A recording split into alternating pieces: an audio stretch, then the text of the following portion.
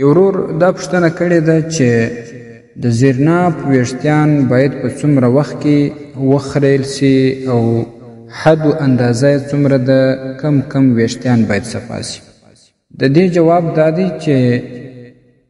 دغه ویښتان مستحب طریقه دا ده چې په هره جمعه کې په 7 ورځې کې وار صفا سي. افضل یې دا ده چې په ورځ د جمعې باندې دا صفا یوسي. او که چا په 15 ورځو کې دا د خپل بدن یا د عورت ویښتان صفا کړه هم جایز ده، خو تر دې زیات پرېښول یا ان 40 ورځې دا ویښتان صفا نه کړي نو بیا دغه عمل مکروه تحریمي دی. دا سړی بیا په حرامو کې واقع دی، باید دی تر 40 ورځو مخکې د خپله صفایي وکړي.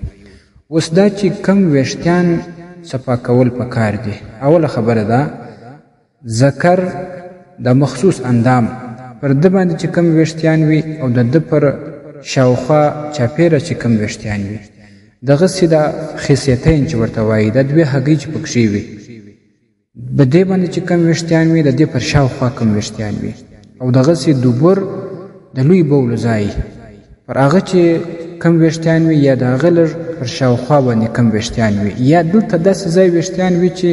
حیا دی چې د اودسمات په وخت کې د سړي دا فکر راځي چې دغه ویښتانو سره پای سمه نه حاصلېږي، بس هغه ویښتان دې لرې کړي.